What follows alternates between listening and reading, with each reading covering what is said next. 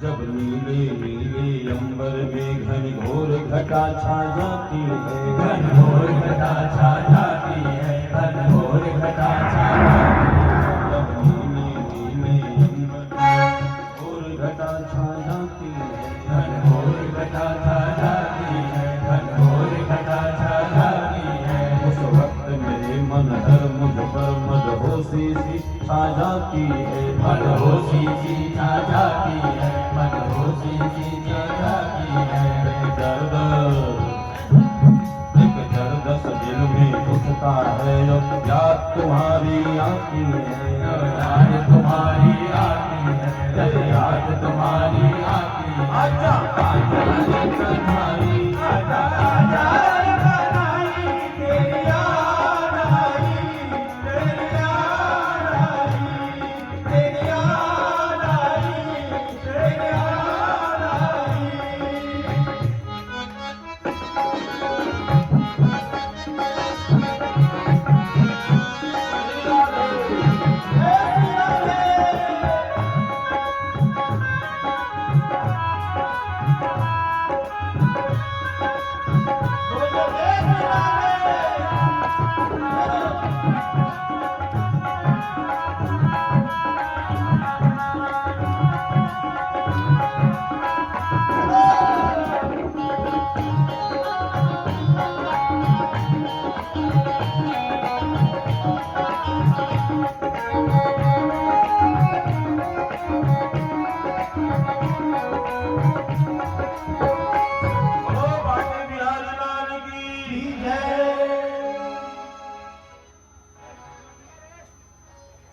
तो पिबत भागवतम रसमानयम् मुहुरहो रसिका भुवि भावुका। भागवत को पियो। इसके बाद एक कथा सौनकादि ऋषियों को सूत जी महाराज ने सुनाया है।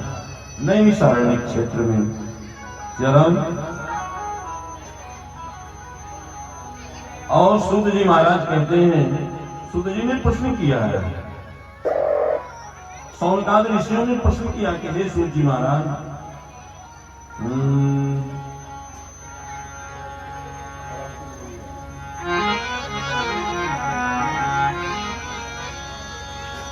नैमिषे अनमिष क्षेत्रे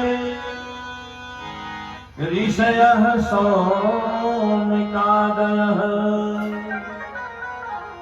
क्षत्रं स्वर्गाय लोकाय सहस्रसमासत।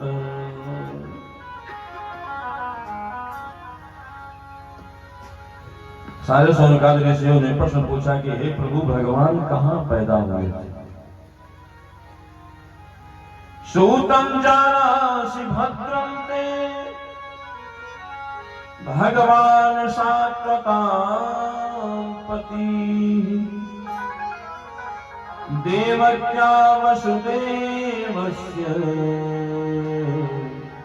जातो यस्य चिकीर्षया।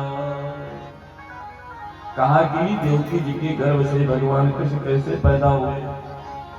ये सौनकादि ऋषियों का प्रश्न है, उत्तर आगे मिलेगा।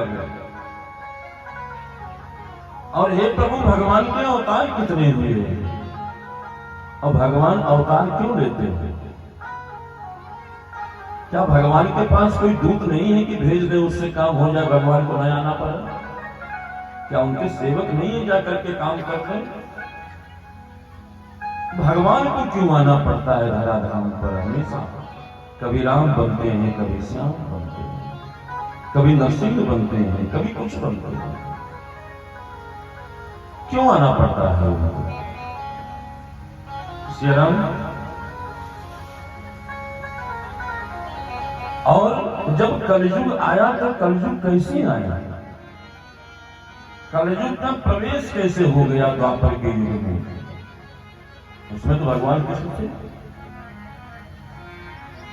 तो कलयुग कैसे आया? अब कलयुग आया तो कलयुग है कहां? कलयुग इस पूरी दुनिया में कलयुग कहाँ कहाँ रहता है?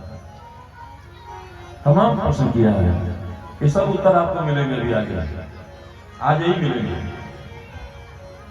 तमाम प्रश्न किया। उसके बाद श्री सूत जी महाराज ने अपने गुरुदेव की वंदना किया। सूत जी के गुरु जी हैं सुखदेव जी महाराज। सुखदेव, अब एक बात आप सुन लीजिए।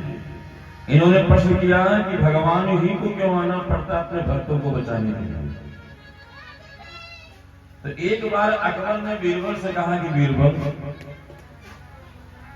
तुम्हारे भगवान को बार बार आना पड़ता है, इससे मालूम होता तुम्हारे भगवान के पास सेवक कम है, इसलिए उन्हीं को आना पड़ता है अपने भक्तों को बचाने के लिए। बीरबल ने कहा नहीं हुजूर, सेवक तो बहुत है। तो कहा कि फिर क्यों बार आते हैं? बीरबल ने कहा कि हुजूर 3 दिन का समय चाहिए इसको बताने के लिए। उसके बाद पहले हम लोगों के यहाँ आप पता नहीं होता नहीं होता, जब नदी में पानी भर जाता है तो नाव नेवरिया खेला जाता था। नौका पर बैठ करके खूब गान बजाना होता था और नौका से लोग उसे जाते, ऐसा होता था। इधर भी होता होगा, नहीं होता? अरे उसको क्या कहते हैं? उसका आप तो जानते हो। नौका इधर नहीं चलता। अच्छा अपने के चलता। अच्छा। हम लोग की तरफ जब खूब पानी भर जाता है सावन भादों के महीने में, तो 8-10 नौका करते हैं लोग, पूरे गांव वाले मिलकर के, और उसी पर ढोल मजीरा और गाने वाले लोग सब बैठ जाएंगे, और उसी पर खाने वाला भी सामान रहेगा। खूब गान होगा, नौका चल रही है, एकदम नाय खेलने वाले के रहे लोग। तो उसी तरह का आयोजन बीरबल ने किया। बीरबल ने कहा हुजूर चलिए आज नाव नेवरिया खेलते हैं हम लोग। बीरबल ने क्या किया कि अकबर के पुत्र का एक पुतला बनवा लिया बढ़िया से, तो बढ़िया मालूम न हो कि आदमी नहीं।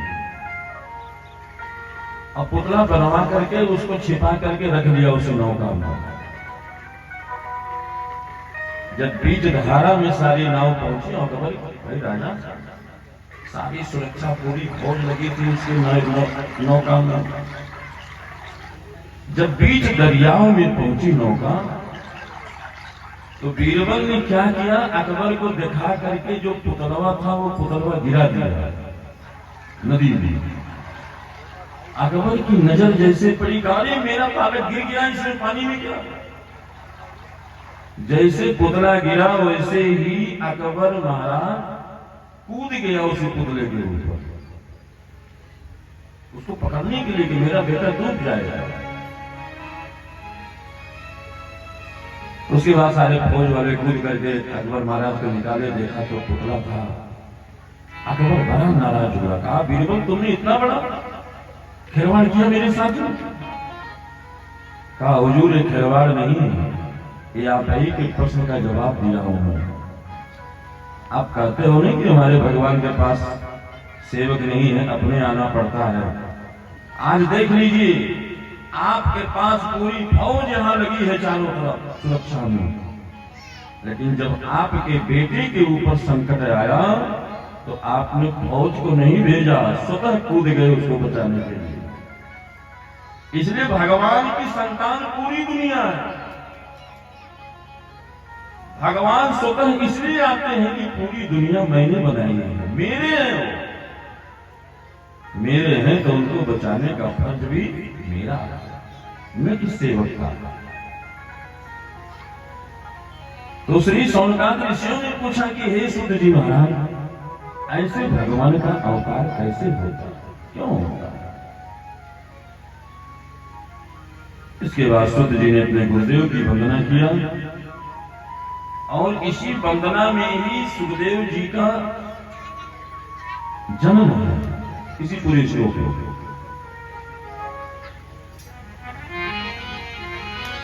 यम प्रव्रजन्तमनुपेतमपेत कृत्यम् द्वैपायनो विरह कातर कर आज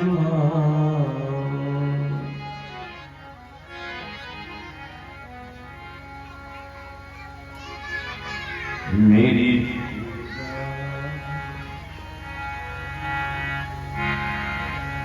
श्री गुरुदेव सूर्य जी महाराज के गुरुदेव हैं श्री सुखदेव जी।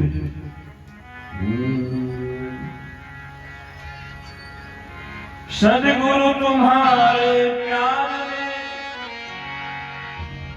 जीना सिखा दिया, अब दुनिया की ठोकरों ने तेरे दर पे ला दिया।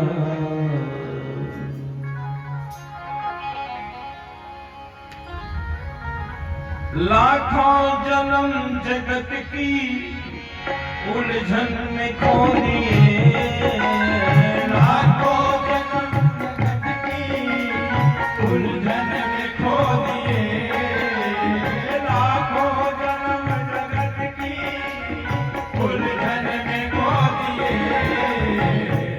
हर व्यक्ति की अपनी अपनी उलझन अपनी अपनी होती है। उलझन को सुलझाए कौन? जहां सुलझाने जाइए वो और उलझा देते हैं। ये तो नहीं होगा, इसमें थोड़ा पैसा और लगेगा, ये नहीं हो पाएगा, ये नहीं होगा। हे मेरे गुरुदेव, मेरी उलझन को सुलझा दो, ये मेरी आपसे निवेदन है। गुरु गोविंद दो मुखड़े काके लागू पाऊं, बलिहारी गुरु को जो गोविंद दियो बता। ऐसे गुरु बैठे हमारे पारवानी देवदास जी माता जी के बड़े बहुत बड़े भक्त हैं। आज हम भी माता जी का एक लाइन सुनाएंगे, बहुत हम बराबर गाते हैं उसको। माता जी के भक्त हैं और जितने लोग जाते हैं सबको सुलझाते हैं। और हम लोगों का तो ऐसा दिल मिला है कि अगर डॉक्टर महेश दास कह दिए जो बात वो उसको मिटना नहीं, उसको होने। ये है, इतनी बड़ी कृपा है हम लोग के ऊपर, और इतनी बड़ी कृपा है कि फुलवरिया में हम आए अब आपको कुछ सुना रहा हूं अपनी टोटी जो गुरु का दिया हुआ प्रसाद है, आनंद लिया जाए। तो गुरु का काम है उलझे को सुलझा देना, क्योंकि गुरु बिन भव निधि तरैन कोई, और जो बिरंच शंकर हमारे बंसी वाले देखे इनको क्या जरूरत थी महाराज गुरु भाग करके नाचने की, लेकिन भाव भरा है, उसको आप नहीं पूछ सकते हो।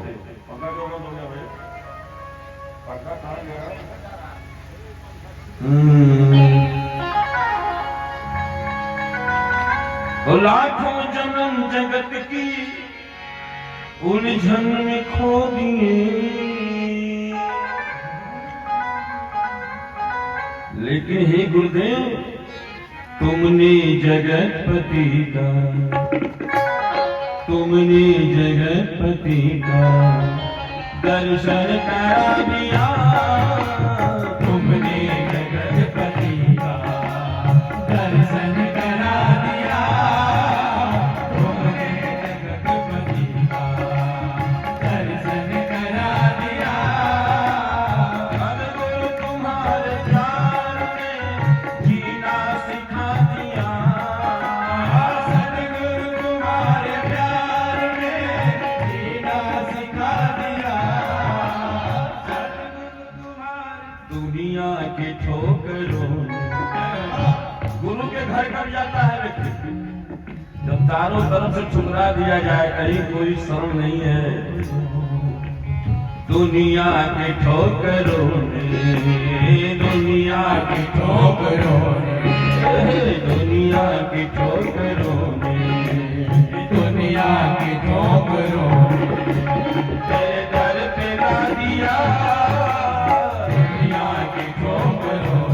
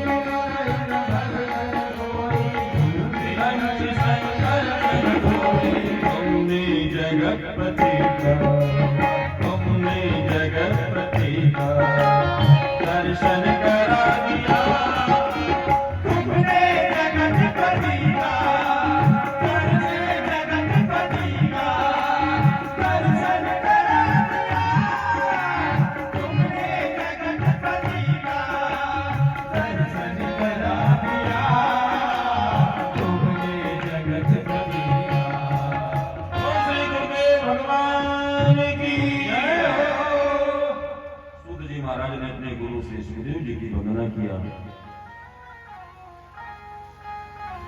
और वंदना करने के बाद उनके जन्म कर्म के विषय में कौशिकी संहिता में लिखा है सुखदेव जी का जन्म कैसे होगा। एक बार की बात है, बहुत ध्यान से सुनिएगा। नारद जी महाराज पहुंच गए कैलाश पर्वत पर और जाकर के माता सती को प्रणाम किया।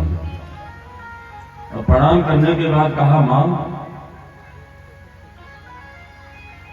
ये आप जानती हो कि आपके गले में जो मुंडों का माला है, ये जो मुंड है, इतने मुंडों का माला पहने, ये जो इतने मुंड हैं और ये जो माला बना करके भगवान शिव पहनते हैं, कभी आपको बताया है कि ये मुंड किसका है? ये मुंड किसका है? कौन ये झगड़ा लड़ा हुआ? कभी आपको बताया? कहा नहीं। कहा, मां, आज जब आएंगे तो पूछना कि जो मुंडों की माला आप पहने हो, ये मुंड किसके हैं? इतना कह के चले गए। भगवान शंकर जब आए कैलाश पर्वत पर, आप सती जी महाराज, पार्वती जी, सती एकदम महाराज एकदम क्रोध में हैं। पूछा, हे प्रभु, एक जिज्ञासा है, आपने कभी बताया नहीं कि आप जो मुंडों का माला पहने, मुंड किसके हैं? भगवान शंकर ने कहा, लग रहा कि नारद आया था, क्योंकि ये रहस्य केवल नारद को मालूम था।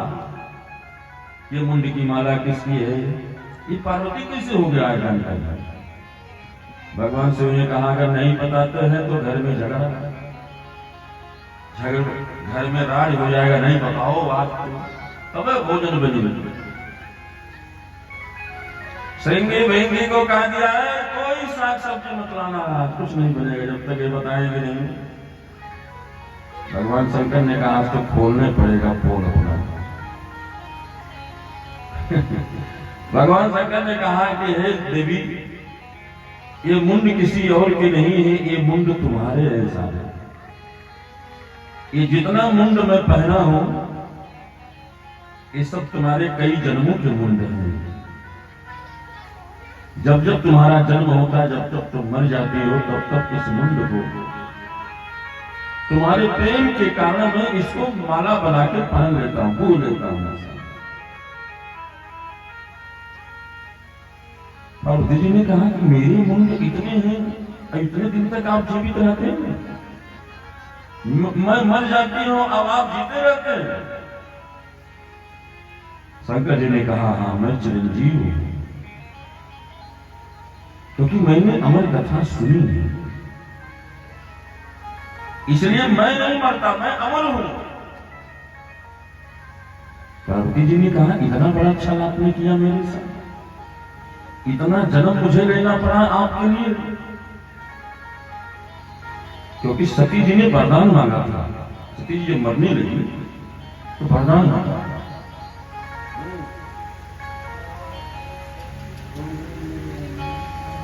सती जी ने वरदान मांगा था। क्या वरदान मांगा था?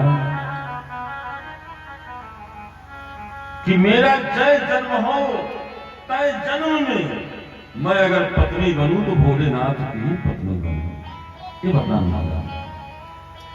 सती ही मरत हरि सन बर मागा, सती ही मरत सन बर मागा, जन्म जन्म शिव पद अनुरागा, जन्म जन्म शिव पद अनुरागा, सती ही मरत हरि सन बर मागा, सती मरत हरि सन बर मागा। भगवान से कहा कि हे प्रभु, मैं तो मर रही हूं, मेरा शरीर छूट रहा, क्योंकि मैं अपने स्वामी की बदनामी, स्वामी का अपमान नहीं सह पाई।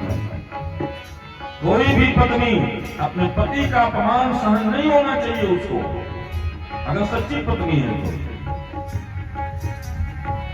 अपमान करने वाला अगर अपना ही हो तो अपने से भी उसको लड़ जाना चाहिए, जैसे सती लड़ गई अपने पिता से। पिता ने कोई स्थान नहीं दिया भगवान शंकर को ये दुनिया में। सती जाई देखई सब जागा, कतहु नदी के सम्मुखन भागा। तो सती ने कहा कि अब जीने से क्या फायदा, जरा तब उन्होंने अपना शरीर छोड़ा। शरीर छोड़ते छोड़ते वरदान मांग लिया भगवान से। जरा तेहि कारण ही गिरी गृह जाई, तेहि कारण गिरि गृह जाई, तेहि कारण ही गिरी गृह जाई, तेहि कारण गृह जाई, जननी पार्वती तन पाई, जननी पार्वती तन पाई। जाकर के जब सती ने अपना प्राण छोड़ा तो पार्वती के रूप में हिमालय की बेटी बनकर के पैदा हुई। भगवान शंकर ने कहा देवी ये उसी का फल है। अब पार्वती जी जितिया गए कि मुझे भी आप सुनाइए अमर कथा। तो जब आप अमरनाथ जाते हैं, अमरनाथ को गिरा कि नहीं, अमरनाथ जी, ये वही अमर कथा हुई थी भगवान शिव की, इसीलिए उसका नाम अमरनाथ है। वहां जाने के बाद, वहां के पूजन के बाद व्यक्ति के अंदर एक ऐसी शक्ति पैदा होती है, ऐसा शास्त्र कहते हैं। उनका भगवान के लिए विशेष झुकाव होता है। जब पार्वती जी जिद पकड़ ली तो भगवान शंकर ने कहा चलो ठीक है, अपने सारे गणों को भेजा, सारे गणों को भेजा, जा करके पूरी तैयारी करो क्योंकि अमर कथा सब नहीं सुन सकते। सारे उनके गण जो है नंदी और शिव की भृंगी जाकर के पूरे अमरनाथ की चारों तरफ महाराज घेराबंदी कर दिया, पूरे अमरनाथ की चारों तरफ से जितने जीव थे वहां सारे जीव को हटा दिया गया हुआ,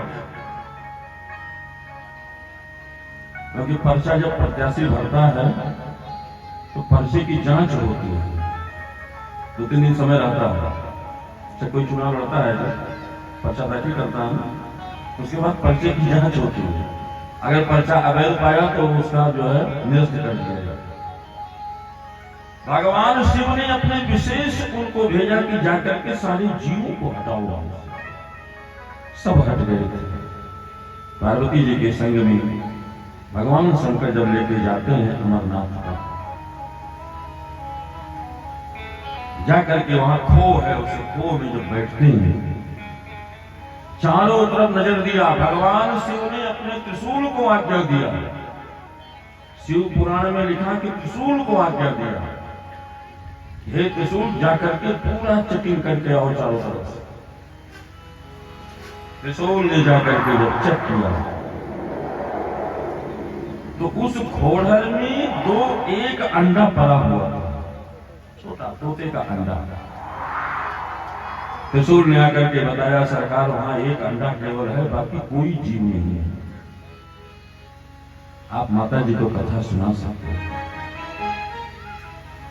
भगवान ने कहा अंडा है तो उसमें क्या करना, तो जीव तो है नहीं, अभी ध्यान नहीं दिया। कथा शुरू हो गई,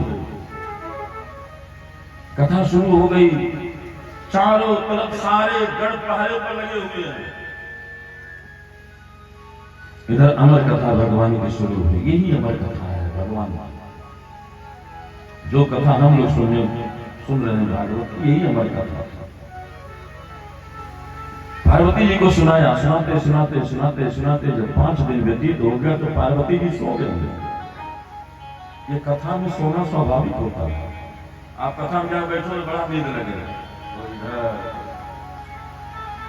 तो इधर नींद आएगा कथा में। कहा क्यों? कहा कुंभकर्ण की पत्नी है निद्रा देवी। कुंभकर्ण को जो भगवान ने मार दिया तो उनकी पत्नी निद्रा देवी पहुंची भगवान के आप फरियाद लेकर के। कहा सरकार मेरे पति को आपने मार दिया, कोई बात नहीं, लेकिन मैं आपके वैकुंठ में ताला लगवा करके रहूंगी। कहा कैसे लगवाओगी ताला? कहा आपके वैकुंठ में कौन कौन जाता? अरे कहा जो अनुष्ठान करे, जो माला जपे और मलबो जब नींद आई। कबो कबो तो ऐसा नहीं रहे कि मलबा हाथ से छूट जाता।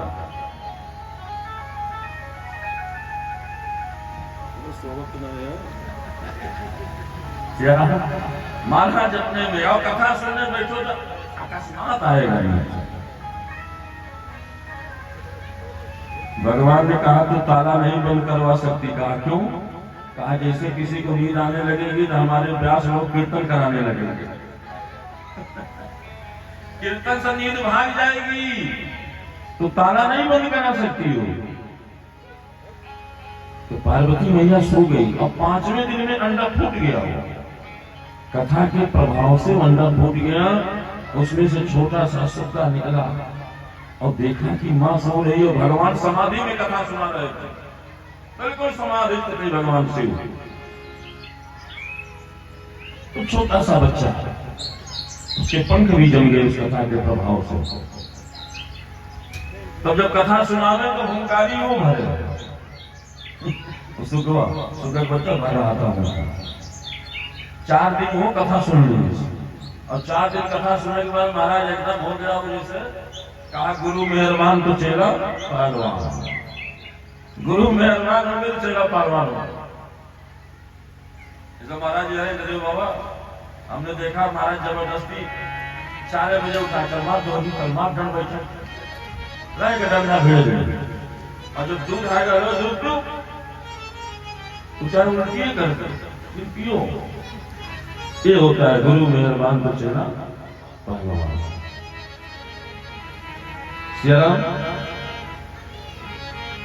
जब 9वें दिन कथा पूर्णाहुति हुई, भगवान शिव की समाधि खुली तो देखा कि छोटा सा बच्चा तब तक भागा हुआ वहां से।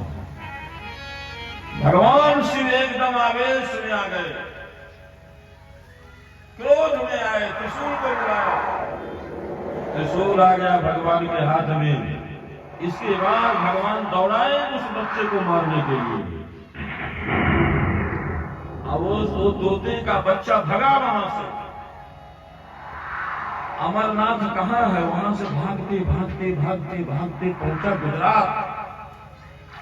सरस्वती नदी का किनारा था जहां पर वेद व्यास की कुटिया थी और उनकी पत्नी जो है स्नान करके बाहर निकली थी आश्रम के।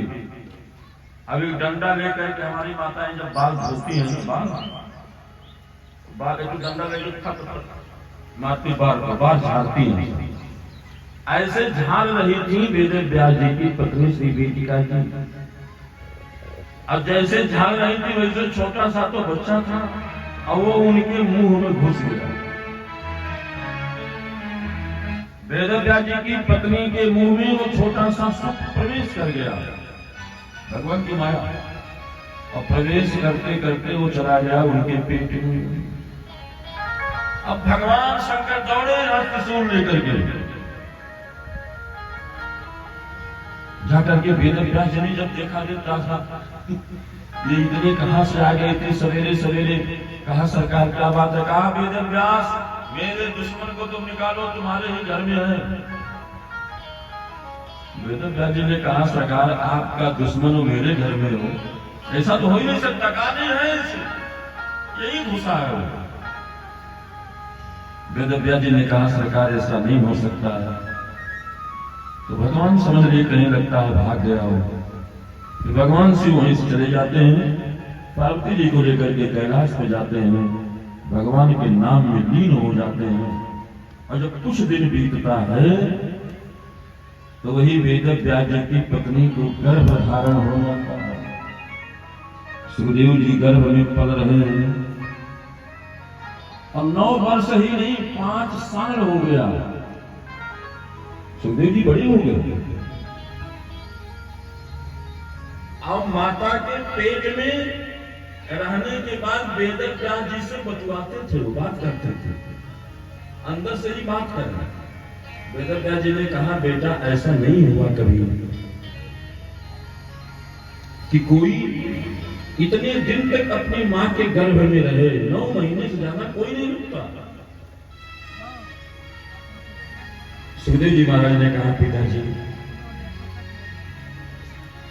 मैं बाहर नहीं आऊंगा क्योंकि माता के पेट की गंदगी मुझे मंजूर है, लेकिन बाहर की गंदगी मुझे मंजूर नहीं। जहां लोभ मोह द्वेष ईर्ष्या भरा हो पूरी दुनिया में, वहां मैं आकर के क्या करूंगा। श्री वेदव्यास जी ने कहा कि ऐसा नहीं होगा।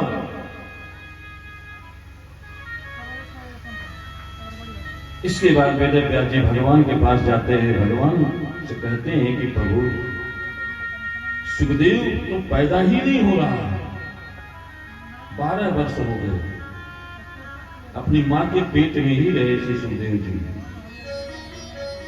भारतीय संस्कृति का यह इतिहास रहा है कि जो इतने दिन तक सुखदेव जी ही अपनी मां के गर्भ में थे।